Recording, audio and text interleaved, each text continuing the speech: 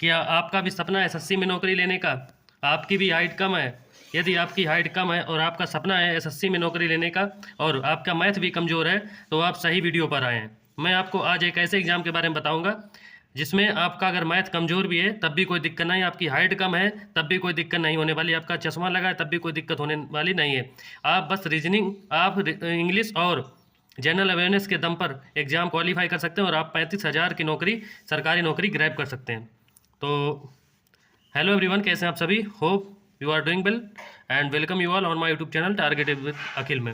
साथियों, मैं स्वागत करता हूं आप सभी का एक बार फिर से। आज हम डिस्कस करने वाले हैं एसएससी एमटीएस के एग्जाम पैटर्न के बारे में देखेंगे, सिलेबस देखेंगे और किस तरीके से आप इस एग्ज़ाम को क्वालिफाई कर सकते हैं, क्या स्ट्रेटेजिक मूवमेंट रहेंगे एग्जाम को क्वालिफाई करने के लिए। मैं आज आप लोगों को इस वीडियो में पूरा डिस्कस करने वाला हूं। चैनल पर नए हो, चैनल को सब्सक्राइब जरूर करें, वीडियो को लाइक करें, ज़्यादा से ज़्यादा शेयर करें ताकि इसी तरीके की इन्फॉर्मेटिव वीडियो आपको आगे और मिलती रहे और आप अपना तैयारी अच्छे से कर पाएंगे। तो ज़्यादा दिन ना करते हुए शुरू करते हैं एसएससी एमटीएस के एग्जाम पैटर्न के बारे में। साथियों, देखते हैं इसमें कौन कौन से सब्जेक्ट आते हैं। अगर आपका मैथ कमजोर है तब भी आप इस एग्जाम को आराम से क्वालिफाई कर सकते हैं, ज़्यादा आपको दिक्कत नहीं होने वाली है। तो सबसे पहले बात करेंगे इसमें क्या होता है, सिलेबस की बात। तो इसमें 4 सब्जेक्ट आते हैं। कौन से? 4 सब्जेक्ट। और 4 सब्जेक्ट कौन कौन से आते हैं? आपका न्यूमेरिकल एबिलिटी यानी मैथमेटिक्स, रीजनिंग आता है, general awareness plus general English. ठीक है, तो इसमें क्या होता है कि 2 सब्जेक्ट इसमें क्वालिफाई होते हैं। सिलेबस भी मैं आपको पहले डिस्कस कर दूं, इसके बाद में एग्जाम पैटर्न की बात करें, पहले सिलेबस डिस्कस करते हैं। तो इसमें जो इंग्लिश का सिलेबस रहता है वो वोकैब आती है। वोकैब के कम से कम यहाँ पर 12 क्वेश्चन 25 में से देखने को मिलते हैं। इसके बाद में grammar, antonym, सिनोनियम, sentence structure, para jumble और सेंटेंस करेक्शन आती है, जबकि राइटिंग एबिलिटी नहीं आती है। ठीक है, इसमें एक क्लोज टेस्ट आपसे पूछा जाए, 5 नंबर का पूछा जाता है। और जनरल रीजनिंग आपका बहुत ही इसमें सिंपल पूछा जाता है। 6 से 8 टॉपिक जो आप अच्छे से तैयार कर लीजिए एसएससी के, वही इसमें होते हैं। और क्वांटिटेटिव एप्टीट्यूड में आपका अर्थमेटिक आता है, एडवांस के कुछ पोर्शन रहते हैं। जनरल अवेयरनेस में आपके स्टैटिक का पार्ट बहुत ज़्यादा रहता है और बाकी 2 3 4 क्वेश्चन इस तरीके से पूछे जाते हैं। जबकि स्टैटिक जीके के साथ ही इसमें कम से कम नहीं तो 8 से 10 क्वेश्चन पूछे जाते हैं। और मेरा अच्छा खासा अनुभव है इस एग्ज़ाम को देने का। मैं आपको बता दूंगा किस तरीके से एग्ज़ाम क्लियर करने के लिए स्टैटिक जीके महत्वपूर्ण रोल अदा करता है।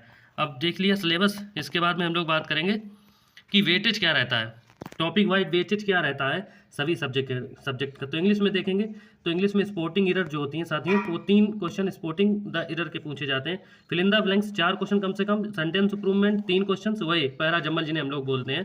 क्लोज टेस्ट के 5 क्वेश्चन, 4 क्वेश्चन साइनोनियम्स और एंटोनियम्स, इडियम फ्रेसेस और one word substitution, spelling error के 2 क्वेश्चन आते हैं। तो ये है आपके, इससे ज़्यादा एमटीएस में कुछ भी नहीं पूछा जाएगा। बस आप चाहें तो 5 साल के प्रीवियस ईयर पेपर उठा के देख सकते हैं एंड आप वहाँ से एनालाइज कर सकते हैं कि किस तरीके के टॉपिक से क्या क्वेश्चंस बनते हैं और कहाँ से कितने क्वेश्चंस आते हैं। यहाँ पर साथियों जो ग्रामर का जो पार्ट है, यहाँ पर इन्होंने सेंटेंस इंप्रूवमेंट जो दिया, यहाँ पर इसमें एक्टिव पैसिव भी जुड़ जाता है। सेंटेंस इंप्रूवमेंट भी आपका एक्टिव पैसिव के एक क्वेश्चन एक्टिव या पैसिव में से आएगा और एक नरेशन का क्वेश्चन होता है, जबकि एक पी की वारिस यानी पैरा जंबल का क्वेश्चन होता है।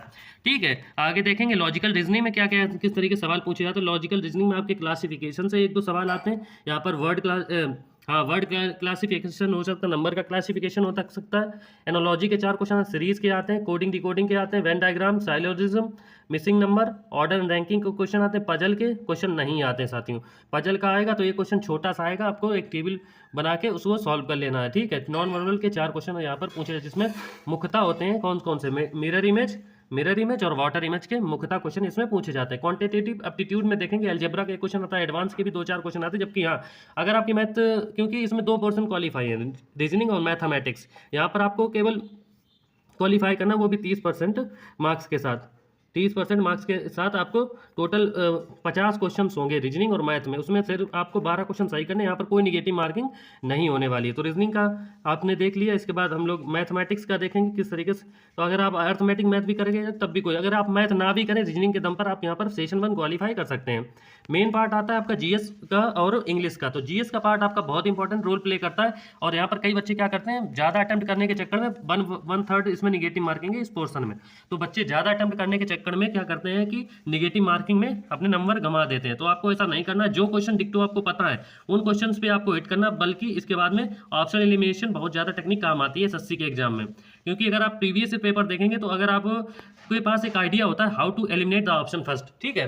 तो उस आधार पर आप ऑप्शन एलिमिनेशन कर सकते हैं। तो इसमें क्या है कि फिजिक्स के लगभग 1 या 2 क्वेश्चन आते हैं, इसमें 2 लिखे, मोस्टली एक ही क्वेश्चन आता है फिजिक्स का, एक केमिस्ट्री का आता है, जबकि बायोलॉजी से 3 से 5 क्वेश्चन देखने को मिल सकते हैं। एनवायरमेंट से पूछा जाता है, साइंस एंड इन्वेंशन टेक्नोलॉजी से पूछा जाता है, करंट अफेयर 7 से 8 क्वेश्चन आते नहीं हैं, क्योंकि यहाँ पर थोड़ा वेटेज गलत लिखा हुआ है। 2 और से 3 क्वेश्चन पिछली बार कई पैटर्न में पूछा है, लेकिन हाँ हो सकता है पैटर्न चेंज हो जाए, 7 से 8 क्वेश्चन आपको देखने को मिल सकते हैं।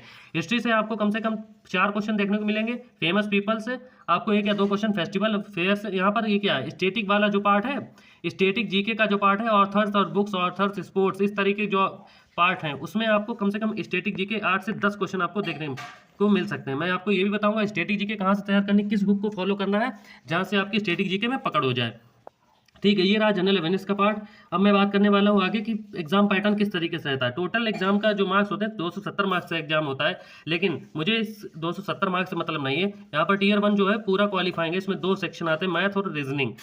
मैथ और रीजनिंग में आपको क्या है, यहाँ पर 20-20 क्वेश्चन मिलेंगे और सिर्फ ये क्वालिफाइंग नेचर का होता है, और टोटल 120 मार्क्स के होते हैं। एक क्वेश्चन 3 नंबर का रहेगा, यहाँ पर कोई भी निगेटिव मार्किंग नहीं है। जो बच्चे स्क्राइब के लिए यानी जो हैंडीकैप्ड होते हैं फिजिकली, तो इसमें क्या लिखा है कि उनके लिए आपको 60 मिनट मिलेंगे पेपर करने के लिए।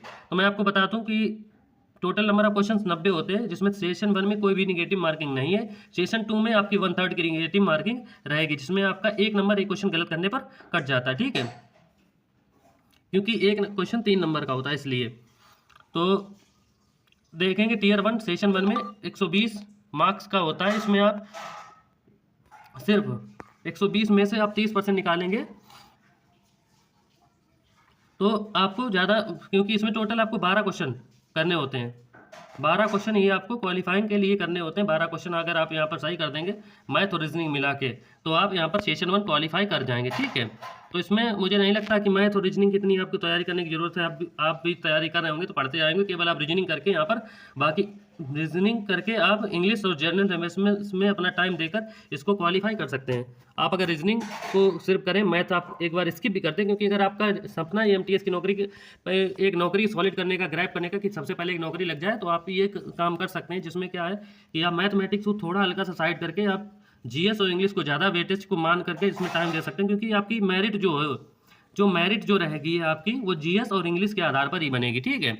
तो इंग्लिश और जीएस के आधार पर आपकी मेरिट बनने वाली है। तो इसमें आपको मैथ और रीजनिंग का कोई रोल आगे टियर 2 में नहीं रहेगा, इसमें आपको मेरिट का कोई रोल नहीं रहता है। आपको यहाँ पर सिर्फ 30% क्वालिफाई करने के लिए लाने पड़ते हैं, ठीक है। तो ये रहा एग्जाम का पैटर्न। मैं आपको फिर से बता दूं कि यहाँ पर क्या होता है, टोटल 4 सब्जेक्ट आपको पढ़ने होंगे, जिसमें क्या मैथ और रीजनिंग, ये आपका क्वालिफाइंग नेचर का रहेगा। आपको 30% यहाँ पर स्कोर करना है टोटल में से, ठीक है। तो 120 का 30% निकालेंगे तो आपको 36 मार्क्स टोटल लाने हैं क्वालिफाई करने के लिए सेशन 1। मैथ और रीजनिंग मिला के 120 में से अगर आप 36 नंबर भी ले आते हैं, जो कि आप तुक्का मार के भी ले आ सकते हैं, तो यहाँ पर आपका टियर 1 क्वालिफाई हो जाएगा। सेशन 2 उसी दिन होता है आपका, दोनों एग्जाम जो होते हैं उसी दिन होते हैं। पहले आपका सेशन 1 खुलेगा, जिसमें आपको मैथ और रीजनिंग दोनों खुलेंगे। आप इसको इंटरचेंज कर सकते हैं, चाहे आप मैथ पहले करें चाहे इंग्लिश पहले करें। इसके बाद में ये वाला सेशन क्लोज हो जाता है, फिर आपका सेकंड सेशन खुलता है, जिसमें आपका इंग्लिश और जीएस रहेगा। आप चाहे तो पहले इंग्लिश कर सकते हैं, आप चाहे तो पहले जीएस कर सकते हैं, लेकिन मेरा मानना है कि पहले जीएस करके जो क्वेश्चन सॉलिड तरीके से आते हैं उनको करके, और जो थोड़ा डाउट में उनको मार्क्स पर रिव्यू करके आपको इंग्लिश पे पढ़ जाना चाहिए। इंग्लिश को सॉल्व करने के बाद फिर आप चाहे जीएस को फिर दोबारा क्वेश्चन कर सकते हैं जो आपने मार्क पर रिव्यू करें। तो यहाँ पर जो इंग्लिश और जीएस का पोर्शन रहेगा, यहाँ पर आपकी क्या बनती है, इसी के अकॉर्डिंग आपकी मेरिट बनती है। क्या मेरिट बनती है? तो मेरिट आपकी बनती है 150 मार्क्स में, और अभी जो हाल फिलहाल की कट ऑफ गई थी वो 115 के समथिंग आपको देखने को मिल सकती थी। इस बार कम कट ऑफ गई, क्योंकि इस बार जो 2024 का जो एग्जाम पैटर्न था वो बहुत ही थोड़ा टफ था। वहाँ पर जीएस बहुत ही टफ आई थी, जिससे बच्चों ने जीएस में स्कोर नहीं कर पाया था। आप यहाँ पर क्या है, ज़्यादा तुक्का लगाने के चक्कर में बच्चे क्या करते हैं, ज़्यादा गलतियाँ कर देते हैं, जिससे कि अगर आप एक क्वेश्चन गलत करेंगे तो आपका 1 नंबर ही कट जाए, क्योंकि एक क्वेश्चन 3 नंबर का 1/3 निगेटिव मार्किंग है, तो आपको एक क्वेश्चन गलत करने पर 1 नंबर आपका कट जाता है। तो इस तरीके ज़्यादा तुक्का लगाने की जरूरत नहीं। अगर आप 110 या 105 की तरफ अगर आपका रॉ स्कोर आ जाता है तो आप 100% आपको क्वालिफाई में, क्योंकि यहाँ पर नॉर्मलाइजेशन बहुत तगड़ा होता है। कहीं शिफ्टों में कम से कम 20 नंबर का भी नॉर्मलाइजेशन मिलता है, जबकि 10 नंबर तो हर एक शिफ्ट को नॉर्मलाइजेशन में मिल ही जाते हैं। तो इस बार जो नॉर्मलाइज कट ऑफ थी मैं अगर यूपी की बात करें तो 128 के समथिंग यूपी की कट ऑफ लगी थी 150 में से। लेकिन अगर नौकरी की बात करें कितने नंबर पर नौकरी मिली थी, तो 115 नंबर पर इस बार नौकरी मिल गई थी एमटीएस की बच्चों को 2024 में। ठीक है, तो ये रहा आपका एग्जाम पैटर्न। आप देख सकते हैं ये पहले वाला दोनों सेशन क्वालिफाइंग है, इसमें आपको अगर ना है भी पढ़ें, सिर्फ रीजनिंग करके आपका काम चल जाएगा। 12 क्वेश्चन करने हैं, इसमें कोई नेगेटिव मार्किंग नहीं। जबकि सेशन 2 में आपकी नेगेटिव मार्किंग है, यहीं से आपकी मेरिट बनेगी और यहीं से आपकी नौकरी मिलने वाली है। तो आप जीएस का जो है स्टेटिक का ज़्यादा वेटेज रहता है, स्टेटिक और करंट अफेयर्स अगर आप अच्छे से करेंगे, और बाकी आप लूसेंट को फॉलो कर सकते हैं, लूसेंट को जीएस के लिए फॉलो कर सकते हैं, आप अच्छे से कर पाएंगे। और जनरल अवेयरनेस के लिए मैं आपको बता दूं, नीतू मैम की जो बुक है उसको आप फॉलो कीजिए। और बाकी वोकैब को आप कर सकते हैं किसी भी यूट्यूब चैनल से, वोकैब सर्च करके आप कर सकते हैं। बाकी मेरा मानना है अगर वोकैब के लिए PYQs अगर आप करेंगे तो ज़्यादा बेटर रहेगा, और जीएस के लिए PYQs बहुत काम आते हैं। तो ये रहा आज का एग्जाम पैटर्न SSC MTS का। होप आपको वीडियो अच्छा लगा होगा। इसी तरह के इंफॉर्मेटिव वीडियो को देखने के चैनल को सब्सक्राइब करें, वीडियो को लाइक करें। बाय बाय, टेक केयर, मिलते हैं आपको नेक्स्ट वीडियो में। जय हिंद।